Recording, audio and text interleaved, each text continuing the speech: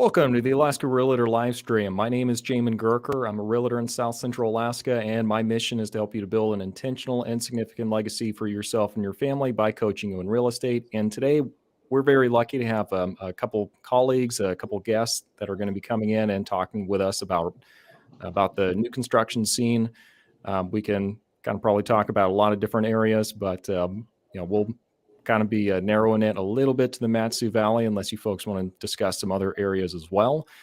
And a couple of housekeeping things real quick. Again, just however many questions and comments we have coming in on the comment section, it really kind of determines how good of a live stream that we have. So if you have any questions or concerns, then that is, go for it. Ask any questions you want on there.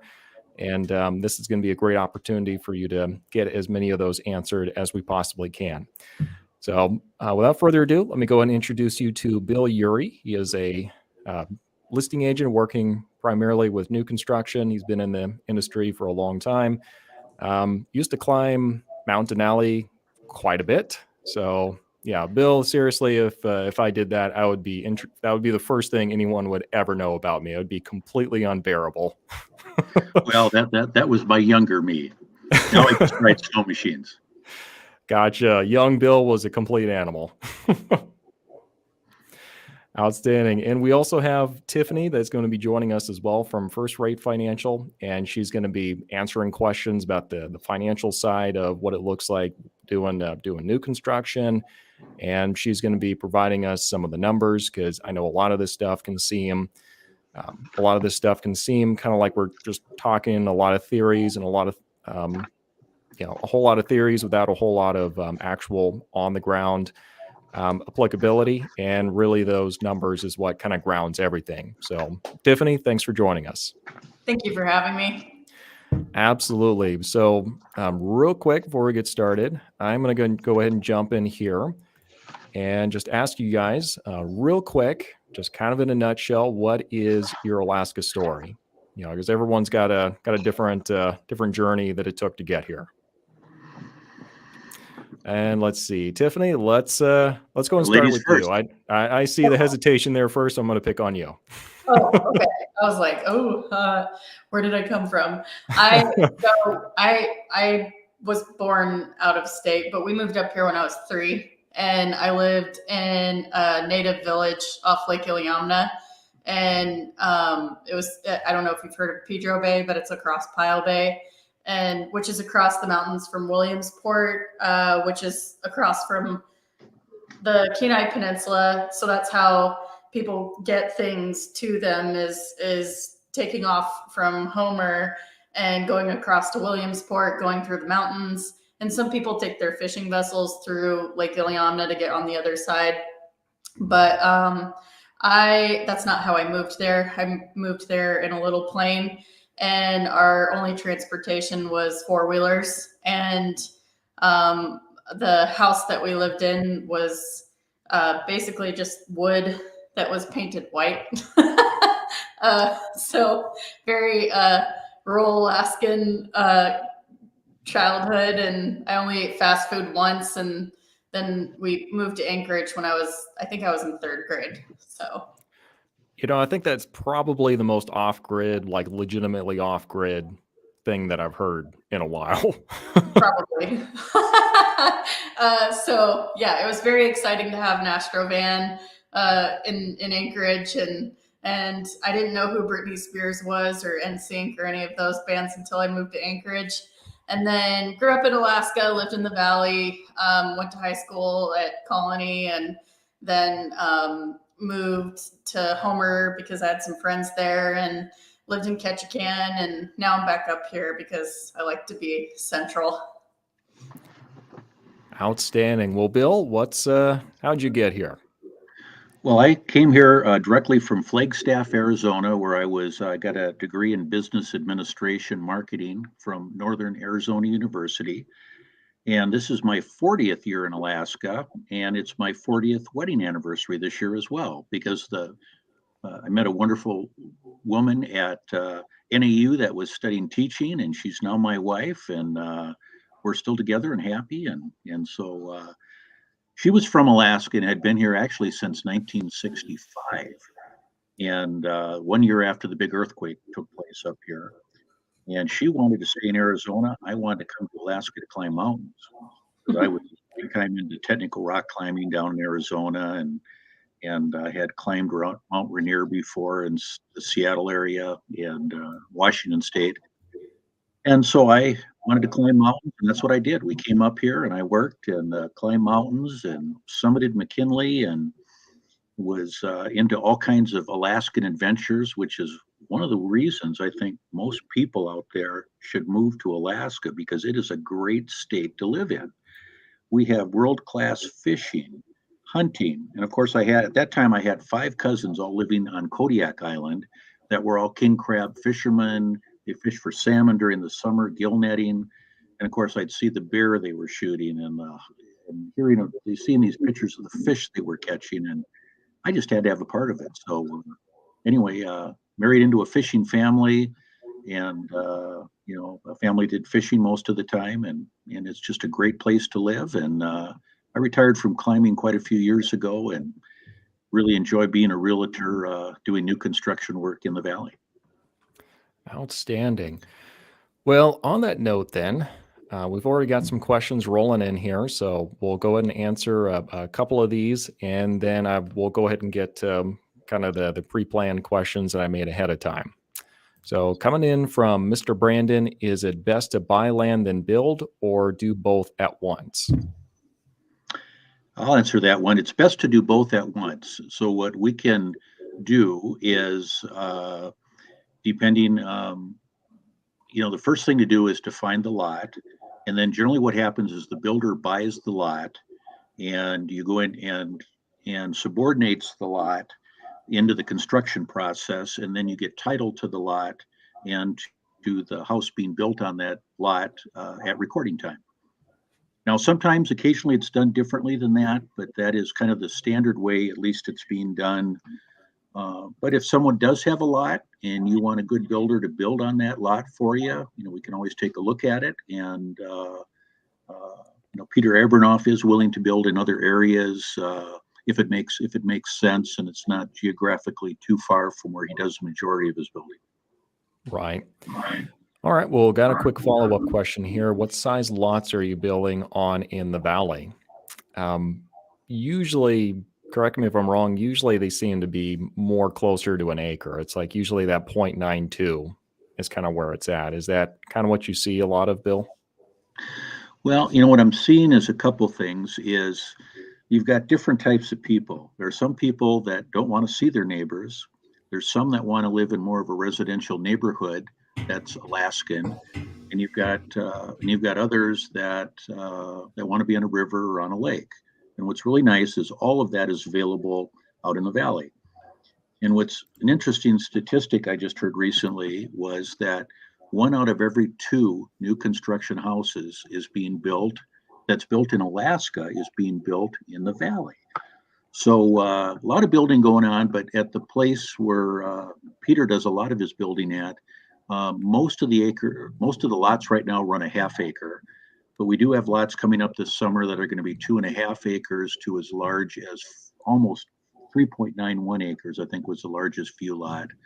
And you're right, Jamin, there are a lot of lots in some areas that are much bigger and are close to an acre. Biggest one that Peter's built on that I've worked with him on was 4 acres, and we actually bought several lots, put them together, and made a pretty big house on it. Outstanding. All right, we've got one more question, and then we're going to keep moving here. So another question coming in from Mr. Axel, and I know he's coming up from Florida. So his question is about warranty on equipment. I'm assuming we're talking about appliances and on the roof. Obviously in Florida, having stuff on the roof with hurricanes and everything is going to be a big deal. What's the warranties look like up here in Alaska, and do people find themselves using those warranties frequently? Well, the builder, different warranties are available, but the standard builder warranty is a 1-year warranty. And that really applies to anything structural in the house or anything that had to do with the building of the house, the roof trusses, and generally the appliances are covered by the individual appliance warranty, because again, the builder really doesn't have any say over that. That really gets down to the standard manufacturer's warranty.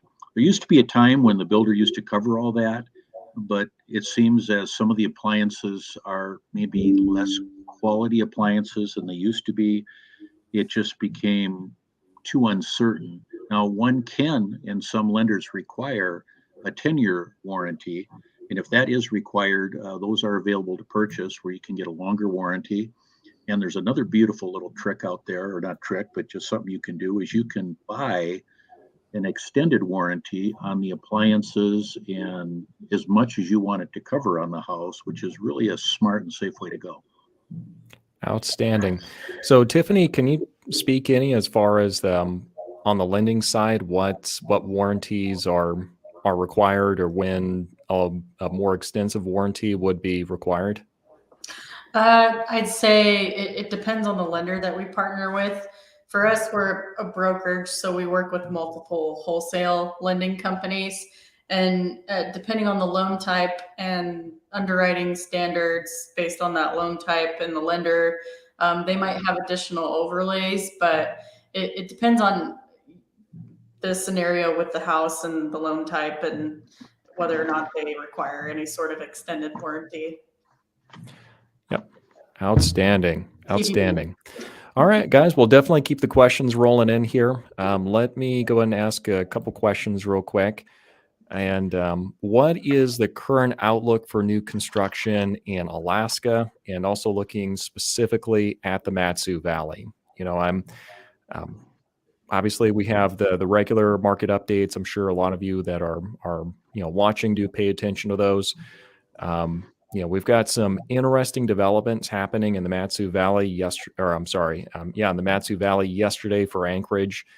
We showed that year to date, there's actually been a decrease in the average sold price year to date. But, once we start peeling back the layers and looking at, average size for the properties decreased by 150 square feet. The sample size we have to draw from actually decreased by 100. So last year in January, 109 properties, 90 properties sold. This year, 90 in the month of January. So the sample size went down to pretty much an unusable statistical amount. And so there's a lot of stuff flying around right now. What does it kind of feel like on the new construction side right now? Are you guys really feeling anything different, or is this kind of just business as usual? Well, I would say there's been a definite, we had a period, well, let me put it this way. Historically, what's happened is since pre-COVID, the cost to build a new construction house has increased about 35%, which is a big number. So if you built a house prior to COVID, the cost to build that house were about 35% less. And 35% is an average. Some builders are a little less, some are a little bit more. What's interesting is Tiffany and I both sat in on a new construction mastermind here last week, and we have a group of us, many of the realtors all get together, and we meet once a month and we talk about that very subject. And what's really happening right now is what's really red hot are homes that are somewhere between 600,000 and less, especially 500,000 and less. There tends to be quite a bit of building. We're seeing more building in the $1 million range and above. So again, there are people that are leaving different areas that have cashed out of their homes, and they want that forever home up here and have the money and sometimes cash to do that.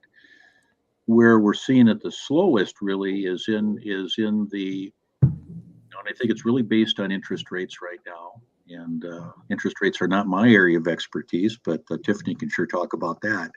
But we are seeing some positive developments and a real uptick in the amount of activity, especially I'd say within the last 3 weeks up here. It really has started to explode. And there are a lot of homes being built right now in various price ranges in various areas in Alaska. And it seems the closer you are to commute location to get to one of the military bases, Joint Base Elmendorf-Richardson, or to get to Anchorage if you're a commuter, or Eagle River. And Anchorage is about a half hour away, roughly. That property is a little more expensive. The farther travel time you are, the larger the lots tend to get, and the less expensive the lots become. So there's a good variety of land still available for everyone up here. Outstanding. So Tiffany, $1 million question. What the heck is going on with interest rates? I don't know if it's worth $1 million, but rates are up, and that's, it's not so high that it's not feasible, but rates are up because of inflation. Inflation is what impacts rates, and inflation is what impacts rates, and inflation is what impacts rates. So I try to remind everyone, rates they move up and down based off whatever inflation's doing. And the inflation is high right now, and there's supposed to be an updated CPI report next week. If you don't know what a CPI report is, it's a report where over 90,000 different companies come together and give you how much they've sold in the past month, and that will measure inflation. And so every time that CPI report has been coming out since last year, it keeps going down. And every time that happens, the rates go down.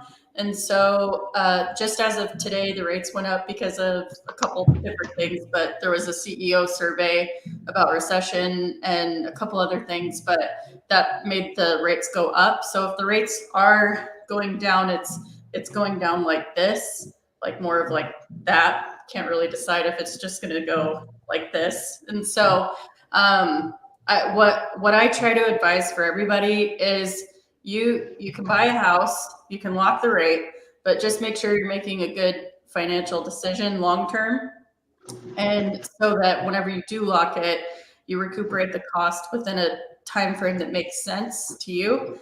And I'm open to giving advice on that as well. But I'll show you the math and I'll walk you through it, compare the monthly principal and interest, what the cost is, how long it takes to recuperate that, so that if there is another refinance opportunity in the next 12 to 24 months, does it make sense to pay so much in discount points for a lower interest rate?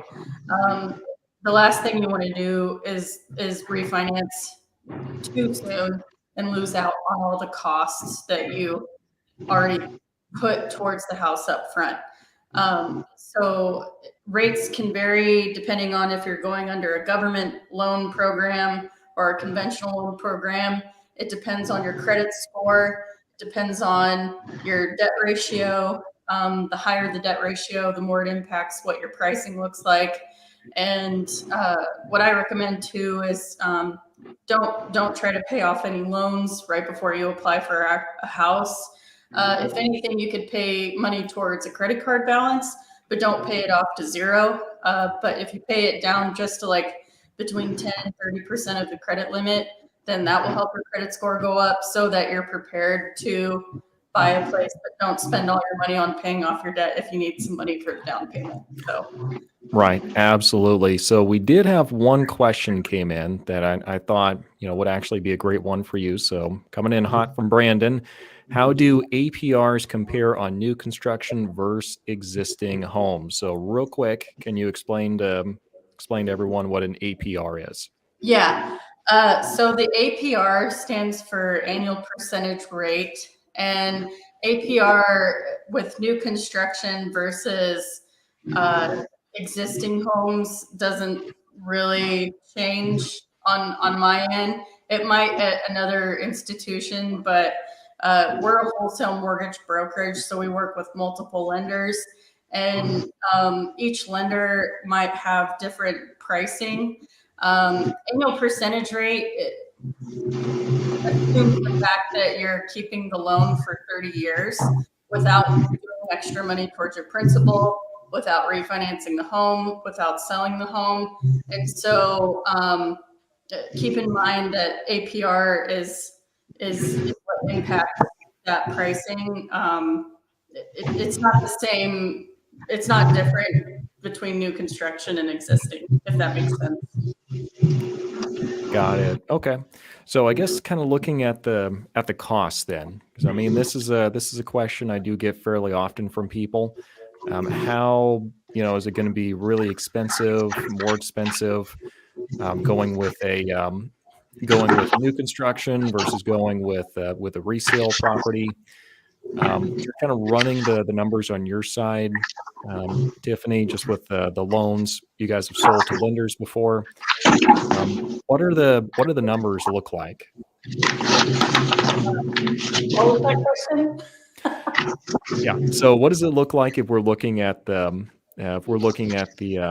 math? Like, is it more expensive to go with new construction, or is it comparable to go with a resale property? Oh, that's a good question. It's like the exact same. If anything, you can buy this brand new house for 720,000, or you can buy this existing home for 720,000, and it's going to have the same pricing. The only difference is the condition of the property. Does that make sense? It certainly does. Okay. So Bill, does with doing a new construction loan, how, in y'all's experience, how does that differ from a usual loan? Because I've heard you have to have more as a down payment up front. There might be some non-refundable, costs up front. Like what's Yeah, as a if I'm general wrong, rule. like I want to be educated here. Oh, So sure. tell No, as a general rule, it varies. But let's say if you're going to build hypothetically, let's say you're going to build a home for about 700,000. You would generally need to put about 1% down at the time of the offer and the time the contract is written. And then there's what we call a notice to proceed, which takes place, which is where after the plans are drawn up, the lot is selected, we've agreed on how it's going to be built and everything is finalized, then generally another 2% at that point. And what we do both to protect the buyer and to protect the builder is we're in a very unusual time, just like Tiffany mentioned, where we have supply issues and prices are all over the place. And they're just like that little chart she was talking about there.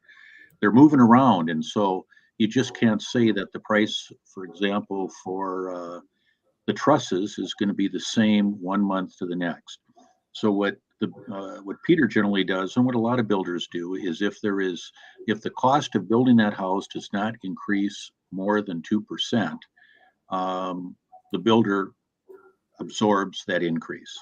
If it's more than 2%, then the buyer would pay the cost of that increase, but there would be no markup on that cost. It would be passed directly on to the buyer, and that's informed at the time. Because it's just been pretty crazy. You think of 35% over 2 years, you just can't break that down monthly. It was just all over the place.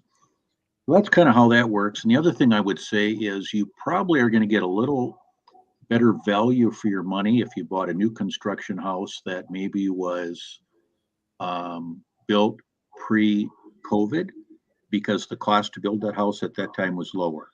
But many people don't want to live in a house that someone else has built, and they want to design it, and they want to pick out all the colors themselves and pick the lot and just make it theirs. And so you can't do that when you're buying another house, and that's the beauty of new construction. So it really gets down to how long are you going to be in that house. They say the average person's in a house maybe 7 to 10 years. There's a lot of people that aren't average. So are you buying that house for a few years, or you're buying it for your forever home, or somewhere in between? So it's a lot of decisions to make in that process. Absolutely. All right. Well, I've kind of neglected our comment section for too long, so we got some questions here. Let's weigh in. So number one, you're catching up with this. got some catching up to do here. So coming in from Costa 16 Auto, would a family of 4 with 2 middle schoolers have a safe life moving to the valley? So I'm just going to answer this for me, and I'll let you guys let you guys put in your own 2 cents. The word safe to me is always kind of one of those buzzwords because it's very subjective based on kind of what you're used to, what your experiences are.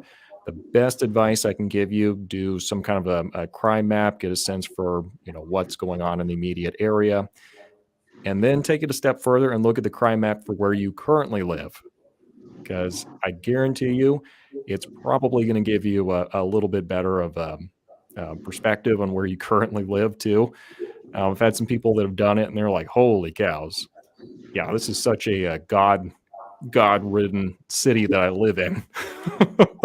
We need to get over there as soon as we can." I thought the crime map in Alaska looked bad till I looked at mine. So that's number one. Number two, I'm single guy living out here in the valley. To me, I honestly feel less safe when I'm traveling. Um, that's kind of my experience. You can certainly ask some other folks that are parents up here too, and kind of get their experiences. But by and large, I've not really felt it to be an unfriendly or hostile place. So you have to just kind of do your research, do your crime map stuff, and make sure it's right for you, though. You guys have anything you want to add to that? I'd add that in the area where Elisha Custom Homes does a lot of their building, it's called the Ranch or Viewpoint at the Ranch. It's a great neighborhood, and kids play outside during the day. People watch their speed in the neighborhood driving. There's street lights. The biggest danger in the neighborhood is if a moose happens to wander through the neighborhood, but in terms of other people, there's a lot of military that live in the area. There tend to be quite a few policemen that live in the area, and it's just a great community, and that's why people move there, is for the sense of community. Now, if you get to be in more of an isolated area, it's like anything. There's good and bad everywhere, and but the valley, I would say, is generally much safer than it might be if you were living in downtown Anchorage, for example. And there are spots of areas that are more dangerous than others, and it's always good to do your research when you're thinking of moving to a particular area, just to see what's out there, and we can always advise you what's some of the differences. Yep. Tiffany, what are your thoughts? My thoughts are, I don't know. I grew up in the middle of nowhere, so I know what it's like to be surrounded by grizzly bears. And so I think as far as safety goes, the one, I think it's having a level of respect for the wildlife here in Alaska. So if there's moose everywhere during the winter and during the summer too, and if I'm walking my dog at night, I try to keep an eye out for moose, and that's probably the most dangerous thing I can come across. And so wear your safety vest, wear your headlamp, have your light flashers on if you're on your fat tire bike or whatever. I think it's just being aware of how to keep yourself safe wherever you go, whether it's on a hiking trail, you're fishing, wear a life jacket. If you're ice fishing, think about how thick the ice is. Are people already on the ice? Are people driving their car on the ice? Is it safe enough? So just being aware of what's around you, and I think you'll be okay. I hope that answers the question. Outstanding. Yeah, I'm usually more concerned about the wildlife than human dangers. Yeah. Honestly, like you almost get run over multiple times by moose while out on runs, and you get a new respect for wildlife. Let's go to this question real quick. How do you build for earthquake protection? Well, we are in a seismic zone up in Alaska here, and so there are a lot of building codes that address building seismically, and so it has to do with bracing that connects the foundation to the structure. to the wood structure and from floor to floor. And those are just a requirement, and the building inspectors are inspecting for that. And just to add one thing, we do get wind in Alaska because we're like anywhere, even the lower 48, get these. We saw in upper state New York those heavy winds they had and the super cold temperatures.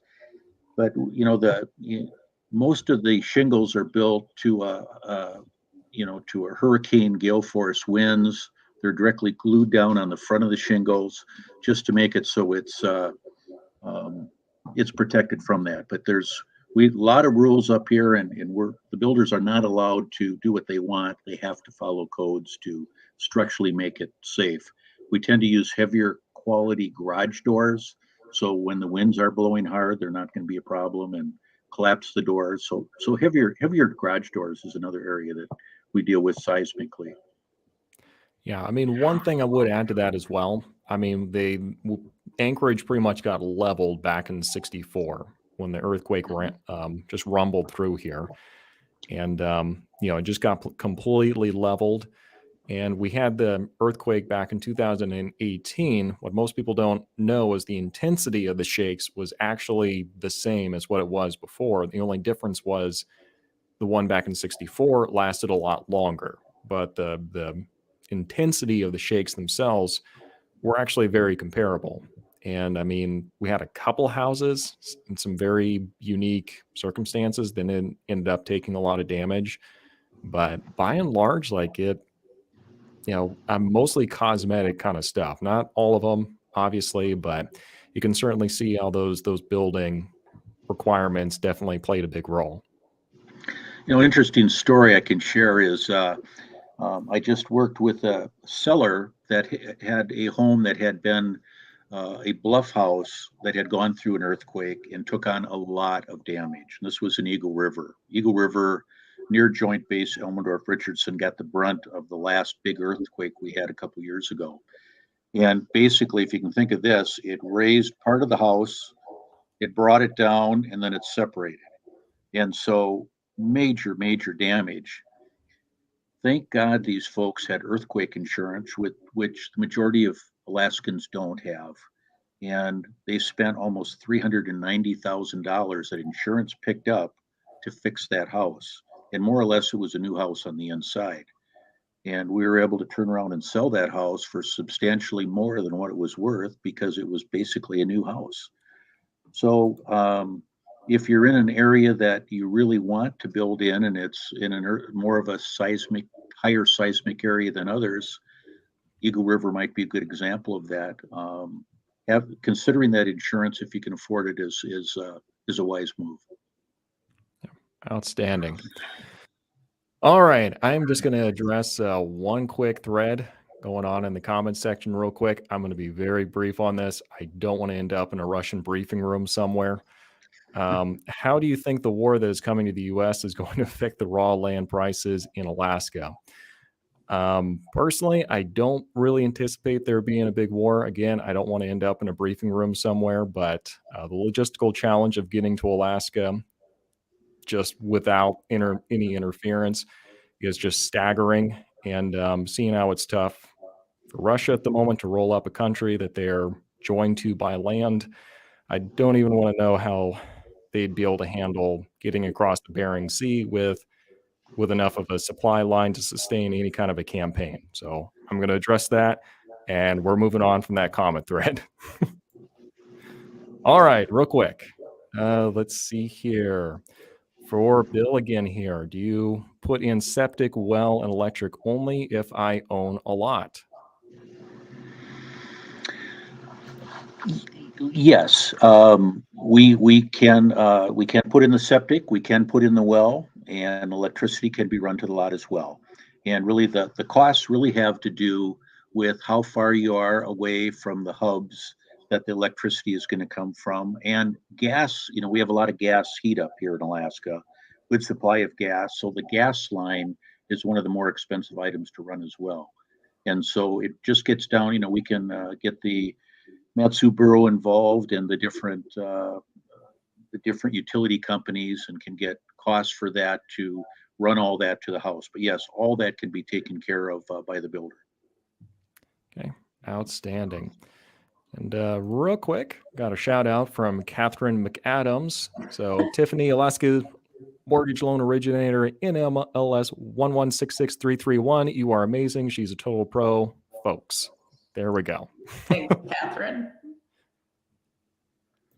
All right, got a question here from Mr. Sean. Is now a good time to buy land and build a vacation cabin? Not sure how the best loan type would be, though.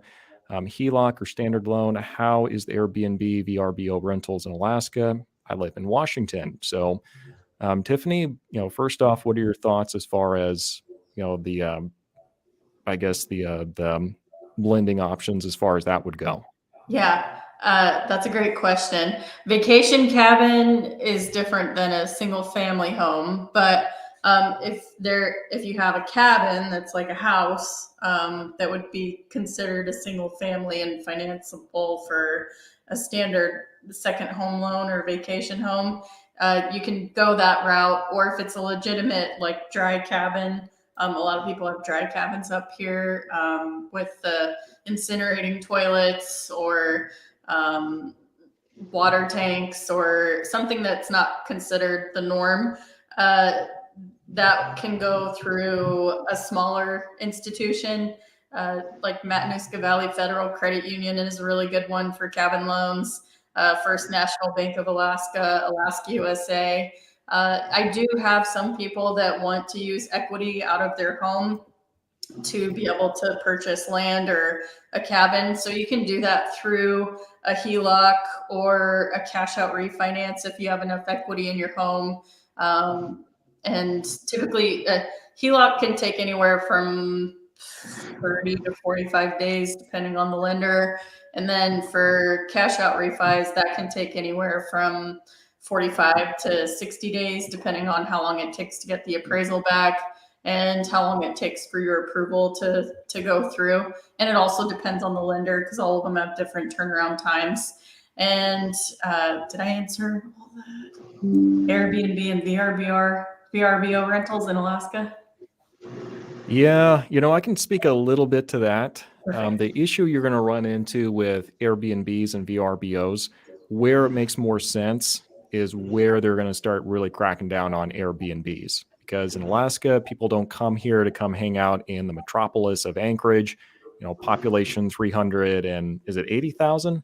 It might be 380, might be 330. One of those two numbers, but somewhere in there. Closer to 330, yeah. Closer to 330. Okay. Either way, we're not talking about like a Miami or something like that.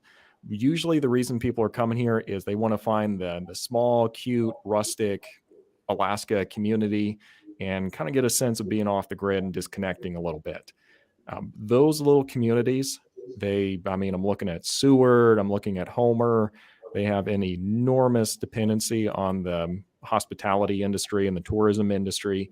And a lot of these folks have started converting their properties over to Airbnb to the point where there is starting to become some local regulation, just depending on the community. So Airbnb can work great. It just really depends on what's going on in the local political scene and what the feeling is on the ground. There are some communities.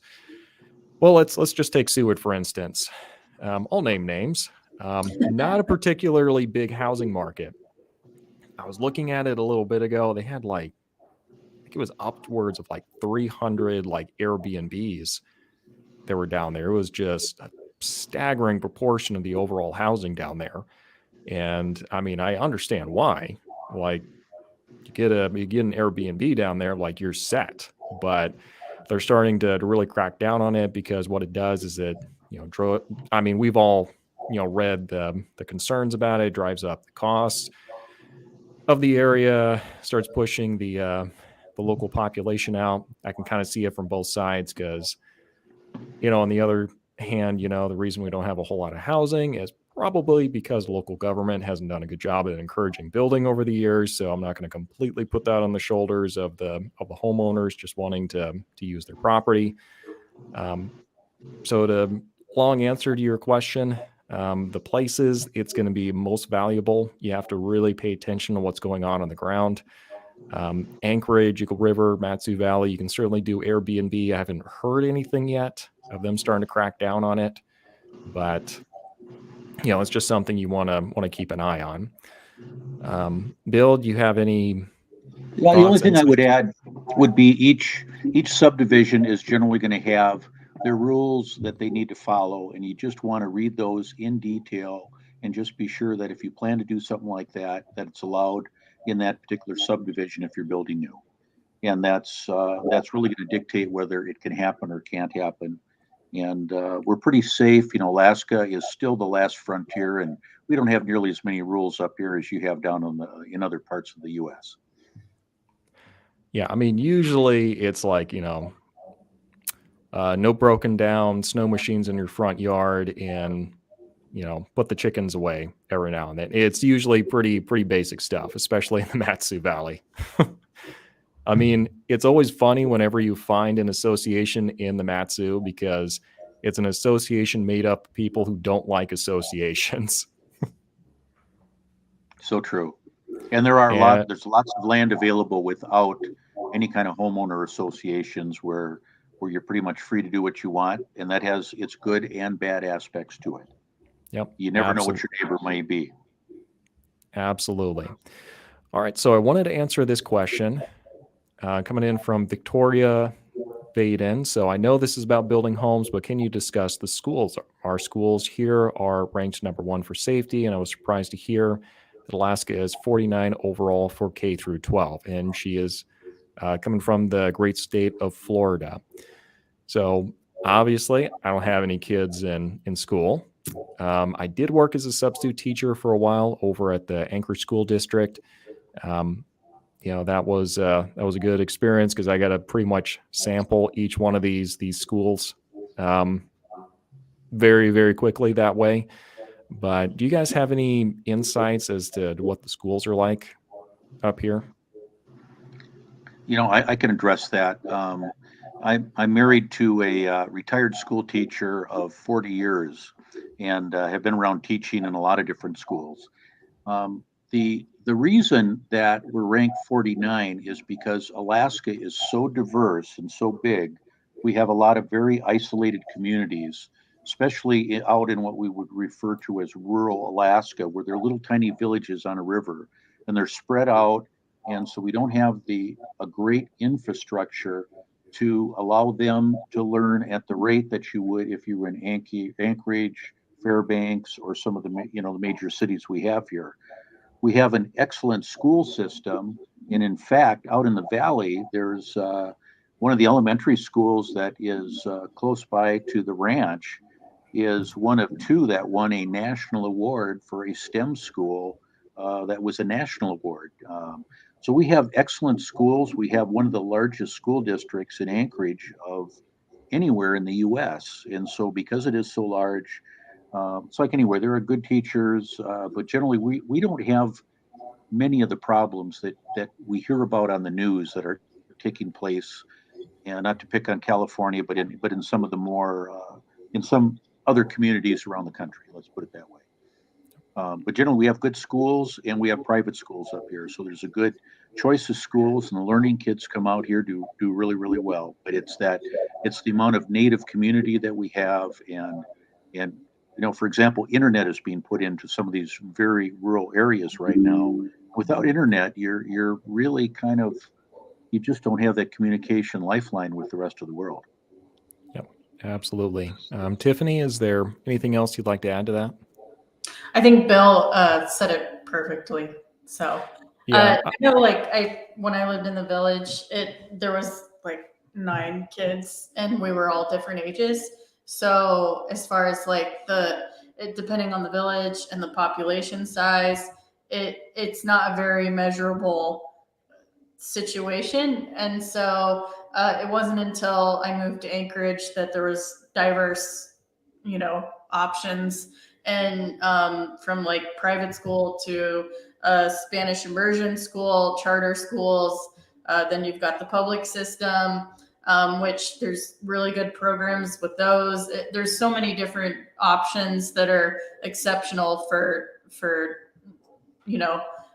any age range. And I think what Bill said totally hits the nail on the head. Yeah. I mean, another thing to just kind of look at too, anytime we're talking about national rankings, I kind of roll my eyes a little bit because Alaska is just such a small sample size of any sliver. It doesn't matter which category we're looking at. It's either going to be ridiculously low or it's going to be ridiculously high. Like it's such an extreme state. So anytime you try adding Alaska into it, it's very tough to statistically do it because it's such a small sample size that most statisticians would probably just throw it out if it just showed up on, a piece of paper as a math problem. You can't do that to an entire state, so that doesn't happen. But yeah, it's a problem. It's a problem. Small sample size. All right. So we've got a question real quick here from Morris. Does Wasilla have good cable internet, good enough to be a remote worker? What do you guys think? Yes. Absolutely. There's lots of options. I just set up Starlink remotely near Glen Allen at a cabin. So Lord, we're about to get so many questions on that. Oh God. It's great. So you can be a remote worker. I work from home sometimes. So yeah, I mean, I would say that I primarily work from home in Wasilla, and it's usually just not a problem. I am not sophisticated enough to have a Starlink just yet, but I mean, it's certainly something that I'm thinking about. Something that everybody's talking about. Yeah. Like how long do you have to be on that Starlink wait party to get it? I heard there was like I heard there was like a wait list for like 6 months or something like that, but I could just be looking at headlines and have no clue. I think I signed up for mine long before the fall. Like the day that I heard about it is when I signed up for it, and they mail you the equipment, and then I don't actually think I got my equipment until Alaska was ready for Starlink, and it's so fast. But if you're in a rural area where it's rated for, I think it's like negative 22 degrees. So it wasn't working when it was like negative 40, but when and that's not in Wasilla, it doesn't really get that cold here, but out where the cabin was, I was able to work remotely out there just fine and stream videos and do all the Netflix, and because it was too cold to go outside. But yeah, that helps answer your question. It does. One thing I have heard though is you have to have a direct line of communication from the house or wherever it's positioned to the satellite, and if you have a lot of trees on the property, it won't work. It'll be a problem. Yeah. It has to have like open space. Got it. Okay.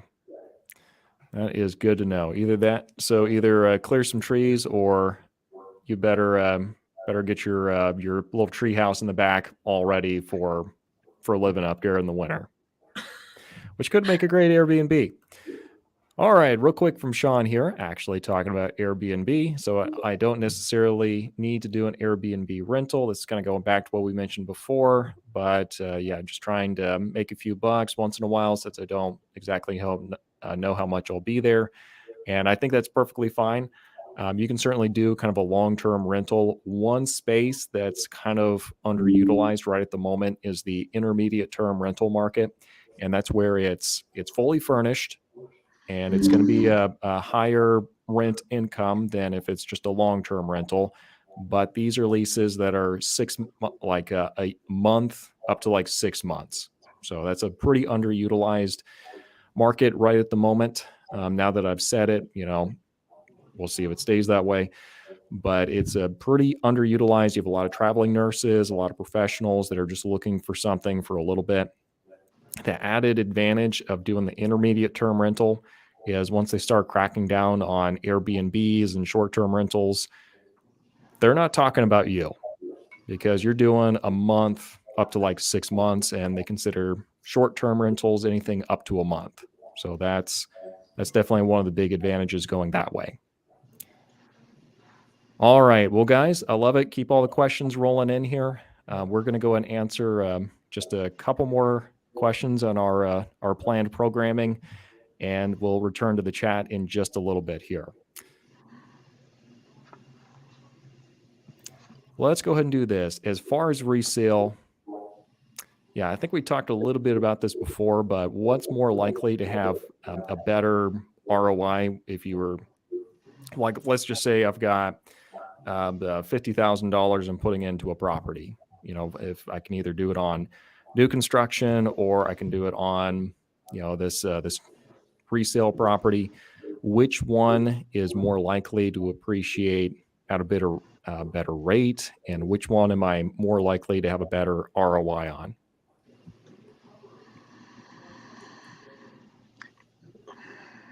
Tiffany, you want to tackle that one?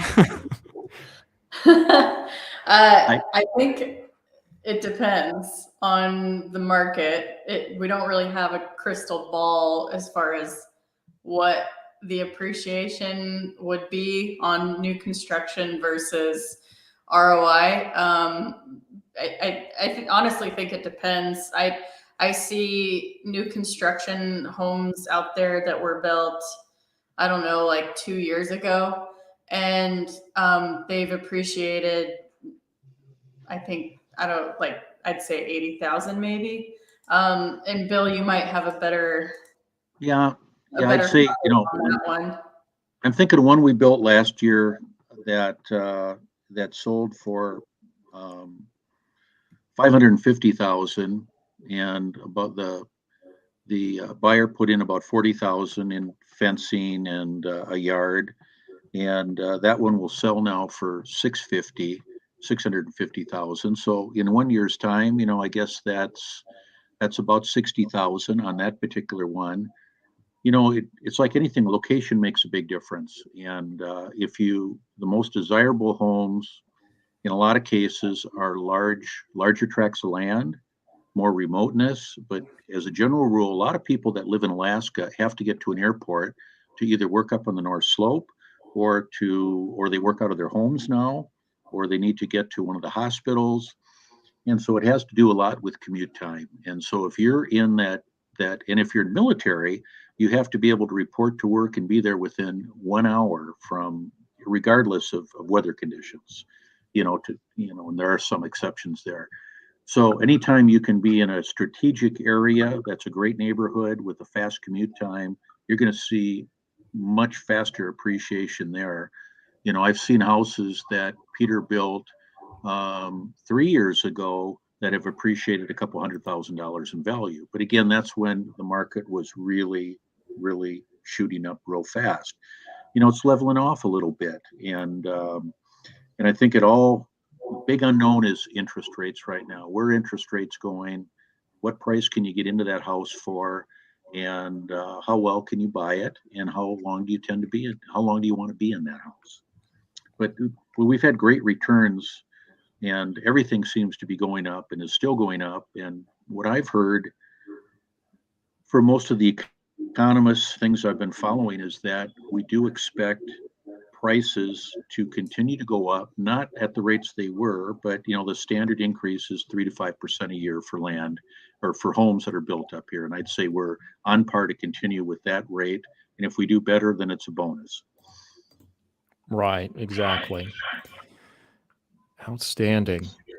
So let's go and look at this question real quick. So how much money should someone plan to have on hand as kind of a down payment? And let's just change that question. How much money should you plan to have on hand if you want to buy a new construction? And let's just say like $500,000 house. So we're looking at just like a $500,000 house. I know there's a lot of variables in there, but trying to account for that, what's kind of maybe a ballpark range that you guys think that someone should probably plan to have on hand? Depending on the construction company and how much they require for notice to proceed, I think it depends on that. And so let's say, Bill, what's like an average of notice to proceed? An average would be 3%, 3%.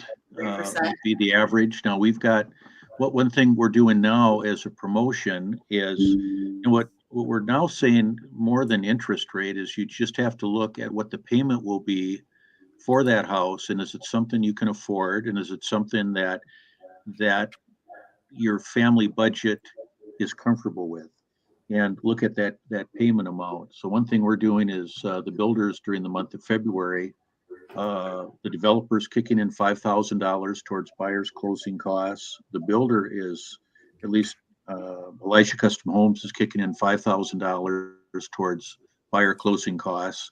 And some of the lenders are kicking in around $2,000, and that number varies a little bit towards buyer closing costs on new construction. So you'd be looking right there, you're looking at $12,000 if you sign a contract during the month of February. And if you wait till March, then the developer 5,000 may go away, but you're still going to be looking at 2,000 from the lender and $5,000 from the builder. So there is some assistance in that area. So it's not always as much as you think it is. We put together some cost sheets that I'd be happy to send to you, Jamin, if you want to put them out online for 3 completed 5-bedroom houses right now, and kind of what the payment schedule would be for down payment, everything for buying houses that are complete, and based on kind of average interest rates right now. So for example, and thank you for explaining that, Bill, if you were to do, let's say 3% for notice to proceed, you would give the builder $15,000 on like a $500,000 house. And that money that you give to the builder up front will get applied at the end, at closing. That'll get subtracted from your total cash amount due, which includes your down payment and any closing costs left over that the builder or the lender or the construction company may contribute towards your closing costs. So what you'll need to have if you were to buy, let's say, like conventional 5% down, that's 25,000 of 500,000. They say usually closing costs might be around 3%. If I price this out like real fast, down payment and closing costs would probably be around $38,000. But if you have builder, lender, construction company contributing to that, you're pretty much just coming up with the down payment. So just making sure that you have enough upfront to be able to give to the builder, not cash out of your mattress or hidden in your backyard, but funds to be able to give to the builder so that they know that you have, I like to call it skin in the game. And that's you showing that you're committing to having this builder build something for you, and that you're there till the end to be able to close, which Bill, he's referring to projects that are already complete, move-in ready, right? Well, move-in ready or just a brand new construction build. If you want to pick a floor plan and pick a price point and build it from scratch, the same applies. That same money's still going to apply, whether it's a new build or an existing home that's move-in ready. Yeah. Does that kind of answer the question? It really does. So if we're looking at a new construction home, about $500,000, we'll say, without the plush deal that Bill is talking about, where they'll kick in, and between them, the lender and the title company, kicking in $12,000. Normally, they'd be looking at approximately $38,000 or so. I mean, there's a lot of give and take there, and there's a ton of variables, but that's just kind of a general ballpark idea. Yeah, very ballpark, very estimated. Yeah, it's anywhere from 30. Oh, sorry. Go ahead, Bill. Well, I was just going to add, and the thing you want to keep in mind too is you're still going to need to put in a yard. You're still going to need to get blinds for your windows, and there's going to be other costs you're going to have of getting into that house to live once you get in. So The budgeting process is really important as you make these decisions, and we can help in those areas with giving you some ideas of what it's going to take to get in, looking at what your payment is going to be, looking at what utilities are going to be, and looking what kind of costs it's going to be to. You don't have to put in the yard right away, but you probably want to get those blinds right away. Yeah, and this is really where kind of sitting down with Bill and his builder to kind of go over that stuff is so important, because you don't want to just barely qualify for it, because there's there's a lot more that goes into it. So you want to make sure that you're talking with people that are kind of looking out for your best interest and not trying to just barely get you into a house by the skin of your teeth. Yeah, and builders want to know that you're pre-approved. It really helps that you go over those calculations up front before you meet with the builder, just so that you are aware of what you can spend your money on. I'd say right now, pre-approval, not counting the application, collecting documentation to verify income and assets, just the pre-approval by itself, it can take me anywhere from an hour to 2 hours with the client, depending on how many questions they have, just because there's so many different options and variables. And so that's why it's important to go over your pre-approval prior to meeting with the builder, just so that you know what you're spending your money on from the purchase alone, and then factoring in all the other costs, such as what Bill had mentioned with the having blinds and all the other things that add to a home. Small details. Mm-hmm. All right. Well, let's jump back into the comments section real quick. And guys, I'm going to say probably another 20 minutes or so, maybe a little bit longer. You guys good? Can we make it another 20? Awesome. Okay, forging ahead here. Let's see. I'm going to jump into this one, Mr. Jack. So could someone please explain what is going on with the graveyards of housing developments that don't get developed in any way all over the place? I'm trying to think of which developments would fit that description. Can you guys offer any clarity off the top of your head? Is that in Alaska? I'm assuming so, but I'm not thinking of any specific places.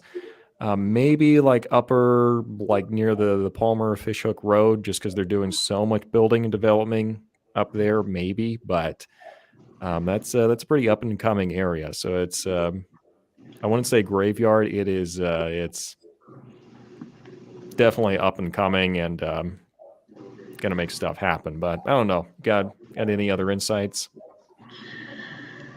Well, I would say there's some of the housing developments are exploding, and there's a lot of building going on. But I would say because of interest rates and because really of inflation more than anything, that the amount of building has slowed down. And we're seeing a little uptick, but it's nothing like it was last year. But what we are seeing, I think, is that we've got people are getting a little more used to maybe what the interest rates were as being normal, which is, I think over the last 50 years, and Tiffany, you're the expert here, but I think the average interest rate over the last 50 years is somewhere in the 8% range. So we still have decent interest rates, but in relation to COVID rates, they're significantly higher. There are so many uncertainties right now that we just don't know. It's a little hard to plan where everything is going, but the advice that we're pretty much giving out is everybody needs a house to live in, and you have to decide whether you're going to rent or whether you're going to buy. And there's a shortage of housing in Alaska. There's more of a, we're in a seller's market, and there is many, many, many more needs to buy houses than there are houses. But the need for affordable houses is really the key word. And so if we had 50,000 houses that were all 350,000 in price, they'd be full in no time at all. And that's maybe a little bit of an exaggeration, but the lower price ranges are are hard to build at right now because building costs went up so much. But there's a need for more housing. There will always be a need for more housing. We're seeing more and more people coming from out of state, and our population is kind of staying level right now, based on the latest statistics that were submitted by the national or the Alaska Board of Realtors. So I think building is a great way to go. And Tiffany, maybe you might want to just talk about the advantages of buying versus renting, because I think that kind of gets to the crux of some of these questions. Oh yeah. I have a buy versus rent calculator that I use all the time. It's actually a lifesaver, because how do you make sense of renting for $2,600 a month, and then your monthly payment with a mortgage is maybe like $3,300 a month? So rent will go up, and a 30-year mortgage that's fixed, or if you refinance again for another 30, it's going to stay the same. It's not like the lenders are mad at you and they're going to increase your monthly payment. If anything, like the only thing that might fluctuate is your property taxes and your homeowner's insurance policy. That might change. But if you were to, let's say, buy a house for, Bill, what's like the average price for the new construction in the ranch? Is that like 500 or? I'd say probably 600,000 is probably a close average right now. 600,000. Okay. Yeah. I think a lot of the houses, there's a few exceptions, but the majority of the houses are going to be, $550,000 to $750,000 in that range. Yeah. Okay. And that's like a 5-bedroom, 3-bath house, 2-car garage, or? Most of those are 3-car garages, probably 4 bedrooms, 2.5 to 3 baths as a general rule. Okay. Okay. So and there's certainly a lot that are more. Yeah. And again, this is multiple variables. Everything it depends on what the math looks like. But if I were to compare, let's say, a $600,000 house to, let's say, I'm renting something similar for $3,700 a month, would you say that's fair? You say that one more time. I was just looking at the list of housing prices while you were talking. Sorry about that. No, you're fine. So I was just noticing that there's like 4 houses between $499 and $595. We've got, and these are ones that are either to be built or in the process of being built with pricing. The high right now is around 840,000. We've got an 815, 679.9, and these are all different sizes. But I would say I think 550 to 750 is a good range. When you start getting into bigger houses, that's not an average house. Okay.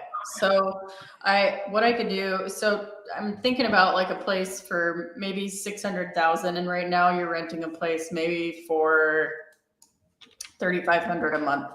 And just based on the average in the Matsu, the national average rent renewal, maybe in 9 years, it would be your rental that's 3,500 a month might change to like 4,700 a month in 9 years, right?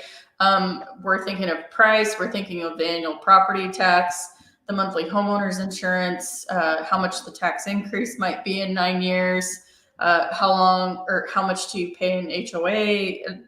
There's not a lot of that in the valley, depending on the neighborhood, but the cost of any sort of repairs or updates, like fancy signs or fences or landscape, and then the cost to sell, it's 6%.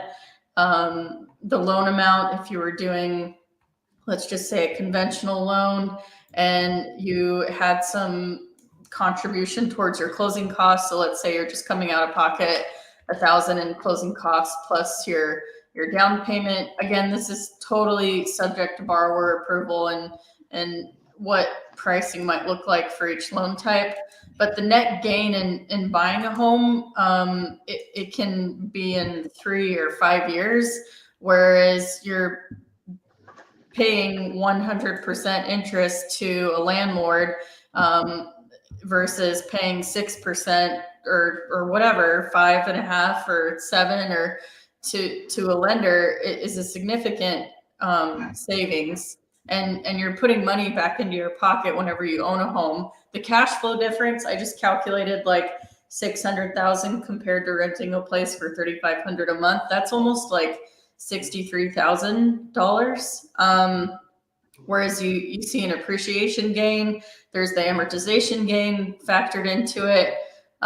You're also thinking of the tax benefits, right?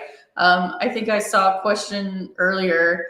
Somebody was asking, should they pay cash or whatever, but because they were worried about, a lot of people like to pay cash because they worry about paying interest. But if you talk to a tax advisor, you may be able to write off those how much you're paying in interest on your mortgage. And so that's one of the benefits of owning a home is you have a lot more wiggle room to be able to save money and make a good long-term investment.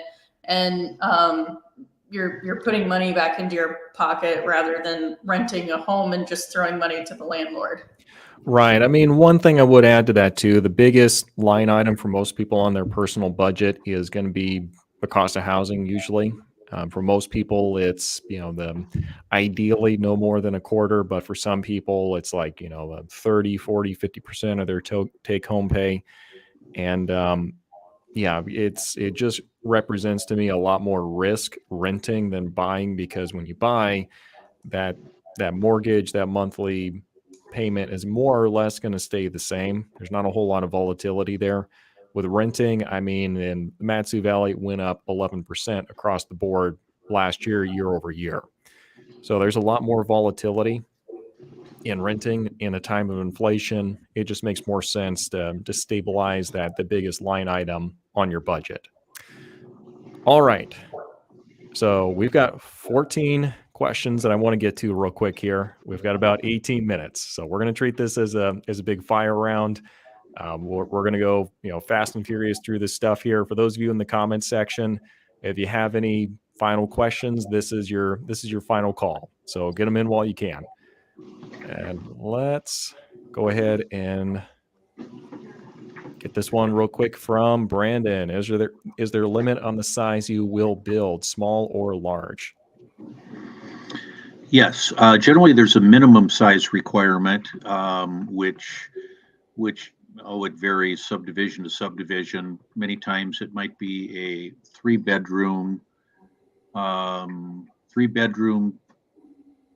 2-car garage, 2.5 bath. I'd say 17, 18. Sometimes I've seen it as low as 1,500 square feet. But you have to look at each individual subdivision is unique and different, and they will have minimums.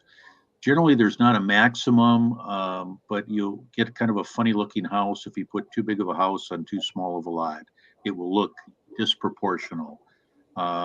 Legally, you can do it as long as your setbacks, your side setbacks, I believe, are around 10 feet and 15 feet to the rear. It just varies. Yep. Outstanding. Moving on to this one from Michael McClory about how much would it cost to bring services from the property line to a home on a larger parcel, say 10 acres. I guess it really depends on the location of the house, but I don't know. Do you guys have any other insights you want to add to that? It can be substantial. And I would say generally those costs run on a lineal foot basis. One of the challenges we have now is because Alaska freezes during the winter time, it can only be done during the summer. And the people that do this, like the gas companies and the electrical utilities, are very backed up. So it's really a lot of these subdivisions, like the one we're building in, have that all in the ground already, so you don't have to deal with that. But if you're doing a remote area, you're going to probably want to get that done 1 year and then plan on building the following year, would be the advice I would give on something like that. and those can be estimated. I don't know what those costs are, but I could certainly get back to you, Jamin, with an average cost per lineal foot for gas, electric, and so on. That you could do as a follow up if you'd like. Yeah, yeah, it's gonna be kind of spendy. So if that's something you want to do, make sure you call the gas company, the utility company, and see if you can get estimates from them ahead of time because it can get spendy. Yeah. So, question coming in from Kimberly King. Opsitos. I know I'm probably mispronounced that. Is this discussion only about building in a development? We live out of state and purchase land near Willow. How do we find a builder looking to build a smaller cabin-like home? We've got that question coming in from Brandon as well. So, how? Because I've been in talks with some people trying to find a builder near Talkeetna, Willow, and it's a rare breed of a builder that I can find out there that's doing it. So, any insights? There are builders that specialize in that, and what they do is they bring everything in skids over the winter time into the remote property, and then they build during the summertime. And you have to put your foundations in, or your sonotubes, or whatever the foundation's going to be, depending on the size of the cabin. Put that in the summertime, built during the summer, and we do get a lot of earth movement up here from the freeze thaw year to year, so that can move a cabin around. In these remote cabins, they put a lot of jacks on them so they can level themselves out. But there are builders that do specialize in that. I had a friend of mine that had 2 cabins built on his 40 acres, and they turned out beautiful, but one of them really jacked from year 1 to year 2. And they came back under their warranty and totally leveled it out, and it's been fine ever since that. But you definitely want to find someone that is their specialty, and that they're licensed and bonded to do it correctly. Yeah. And if you can go ahead and send me the contact information as soon as we're done here, because I've been trying so hard to find a builder in that area, and yeah, it sounds like I'd be happy to. I'll have to reach out tomorrow, but I'll reach out to my friend and I'll ask him who it was that built the house to get the contact information. Outstanding. You're awesome. All right, Victoria, how does shipping supplies affect building new construction homes, or are most things built out there from local companies? Wondering if it takes much longer factoring in shipping.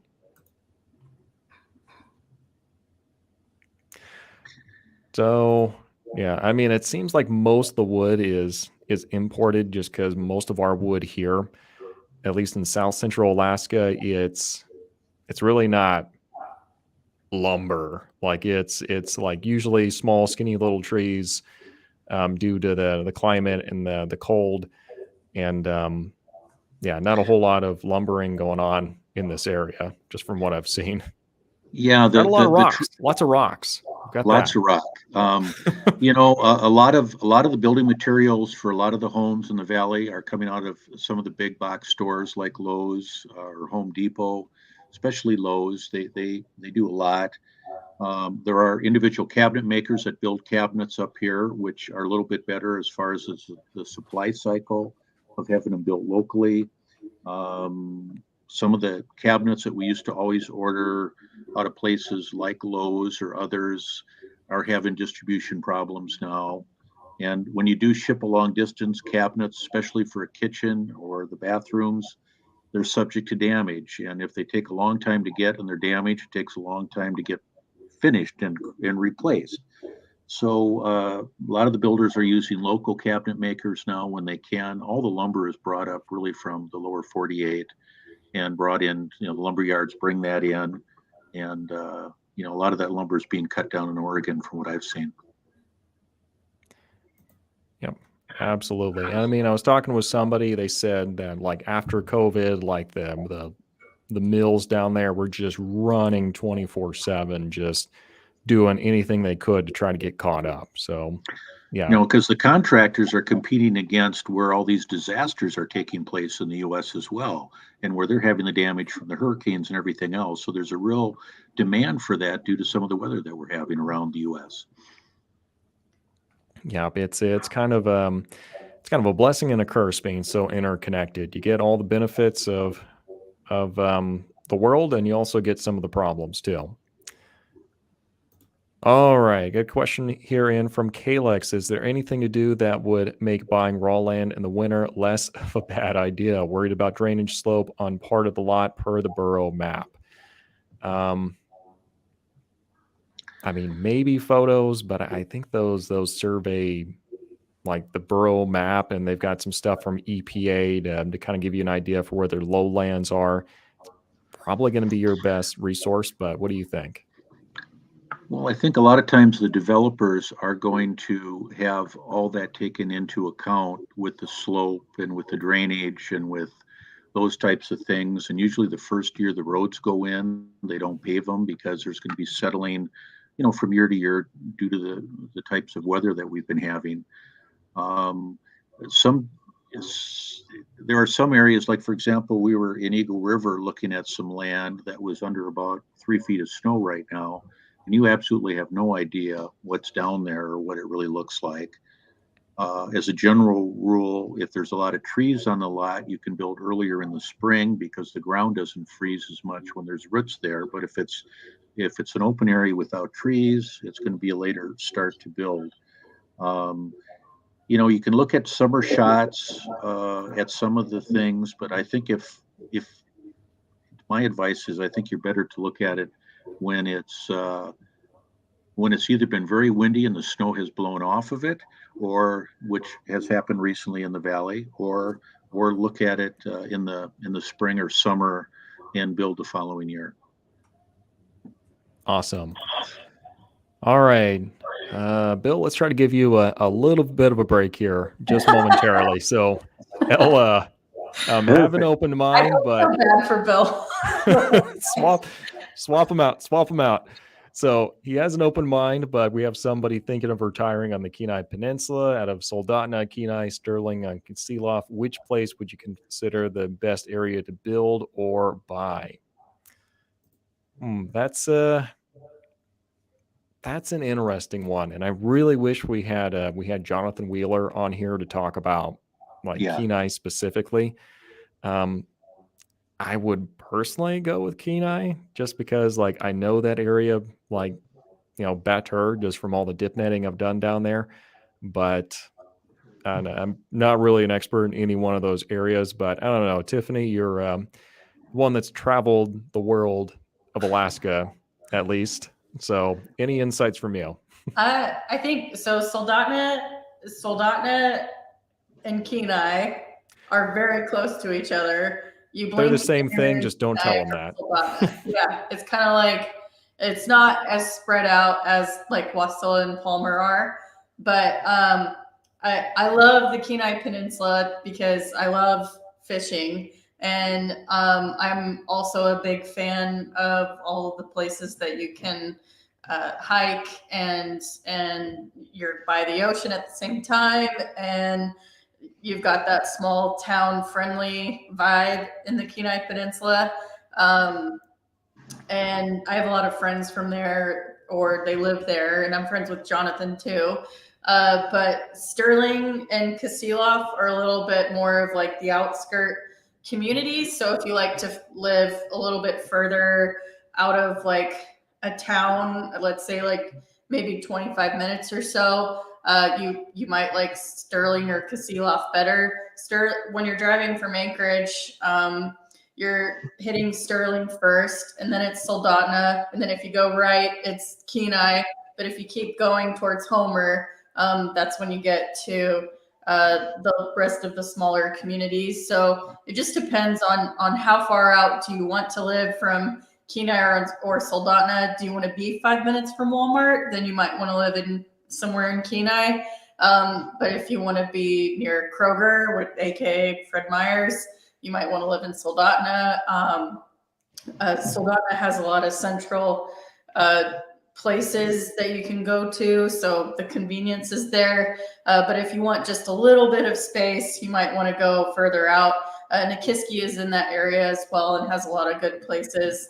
It just depends on, I would recommend exploring the whole entire area before you decide to plant any roots, just to get a feel for what area you like best. But yeah, that's my opinion. Yeah. I mean, absolutely reach out to me as well, because I'll put you in contact with someone like that specializes in that area. Because I mean, right now I'm taking I mean, me personally, if I'm talking about the Kenai, I'm taking, big swings in the dark here, just trying to hit something. So not very accurate at all. And I've So spent a lot of time down in the Homer area and across the inlet from there over in Halibut Cove, over the last 35 years. And don't underestimate Homer, Alaska, which is right on the ocean and probably one of the most picturesque places in all of Alaska. I mean, it is stunning, and it's a big enough community you can winter there. And there's a lot of very famous people that are building homes down there that just come here during the summers or part of the year. I used to live in Homer too, and I love that community as well. And I do too. the food is good, the atmosphere is fun, and during the winter it's very mellow. The fishing is excellent, and I paddleboard sometimes if the water's calm. So there's a lot of really fun trails and yurts you could stay in too. But there's a lot of places to explore on the Kenai Peninsula. It's probably one of my most favorite areas to just take a road trip to.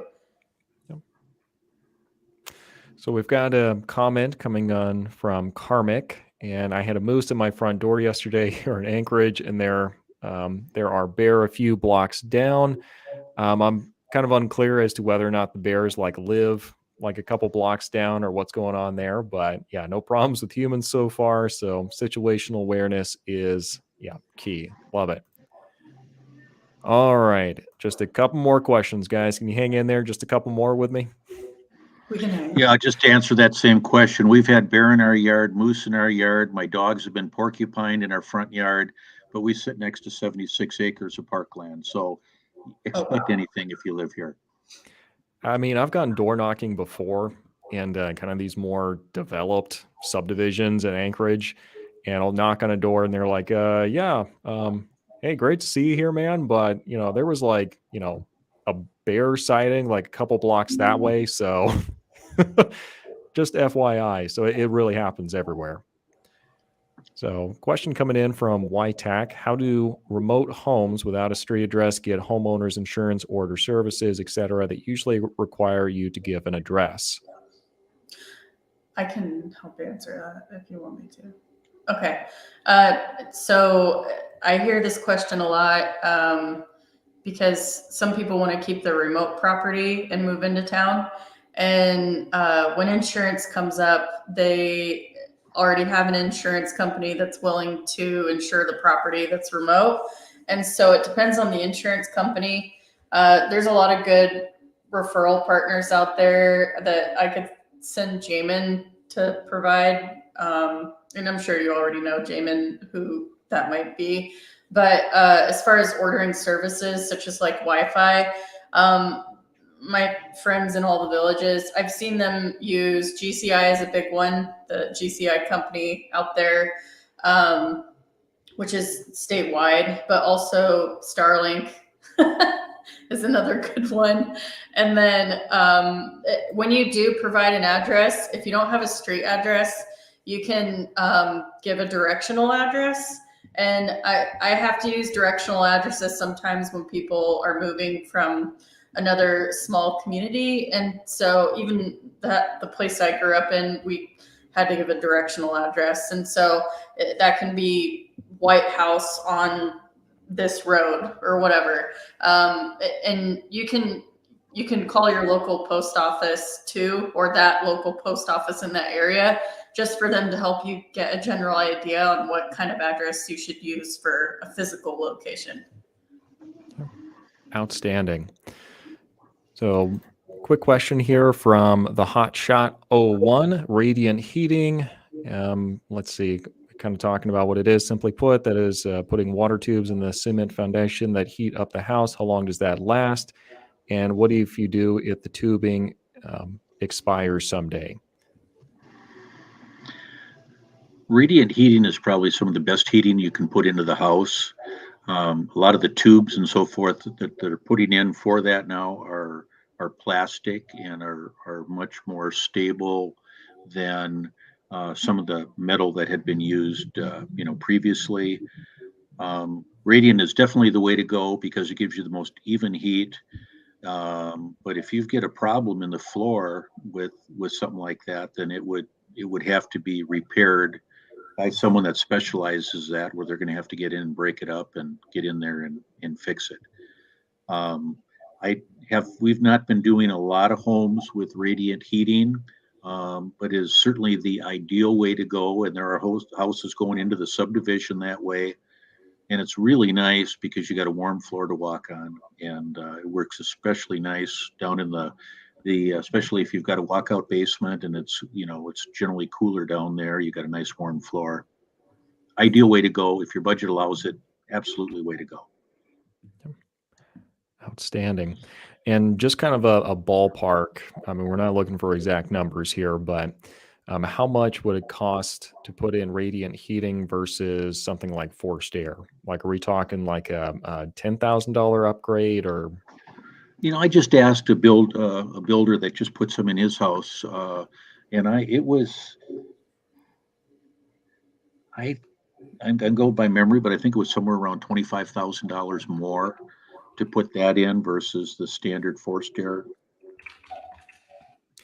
And that's why a lot of people go with forced air. But no, I agree. Like it's totally a game changer when you've got that in-floor radiant heating, though. It's spectacular. Because heat rises, and it's just a perfect way to go. And that another interesting thing, just had a real interesting presentation this week on, solar works really well in Alaska, which most people don't realize. And it can be put on the side of the building and is a great way to lower your overall costs in new construction. Outstanding. So last question here coming in from Mr. Brandon. Why should you build instead of buying? So that's seems like a nice question to kind of wrap up on. Well, my favorite analogy is if you had a choice of driving a brand new car or driving a used car, which one would you prefer? If the reason most people build is because they want to develop the floor plan with the builder.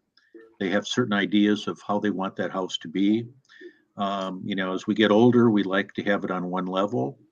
Some people require more square footage. If you're a young family, you maybe want a separated area like a walkout basement for the kids to play in where you don't have to hear them when you're with your friends upstairs. There's so many variables, but the main thing is you're buying a house with a warranty that you don't have to fix anything or take care of, and you can call the builder for the first year, and with an extended warranty, you're covered for the length of time that you want to be covered. Generally, a couple of years up to maybe 5 years. But it's mainly so you can select everything and build it just the size you want and at the budget that you want, in the location that you want, right down to which direction that beautiful deck is going to face to get the best sun. Absolutely. So I know I said that was going to be the last question, but Tiffany, this one's for you. So if you have if you have a lot of cash but no job, can you get a mortgage? That is a great question. I have actually a couple clients right now where I'm running into this situation. One of them, they work part-time. I have another client, doesn't work. And depending on if you have any sort of stream of income, I can factor that in, like Social Security, retirement, disability, those types of things that I can trace or document. I can use that for income. But as far as funds or cash, we're looking at traceable funds, right? So that is, and it's because of anti-money laundering laws, and that's a whole nother thing to talk about. But we're verifying that the money is in your bank account first in order to be able to use that towards what is called asset depletion income. And so we would look at your bank account, and it would be 2 months most recent bank account statements, most likely. But in order to be able to use your assets as a basis of qualifying income, the eligibility requirements are different with Fannie Mae versus Freddie Mac guidelines, but it has to be a 1 to 2 unit primary residence or a second home. It can be you can go through a purchase, or it can be a rate term refinance transaction only. Maximum loan to value ratio, which is like how much money you're doing for a down payment. It'd be 20% down, so 80% loan to value ratio. We take, depending on which program we use that allows asset depletion income, it depends on where those assets are sitting, and then we divide it by a certain number of months, regardless of the loan term. I'm just looking at my notes from the last one I looked at, and it really does depend on where the funds are sitting. So it can't really be money that's like in your safe, or even though it's, it's locked up, but it has to be seasoned funds in a financial institution's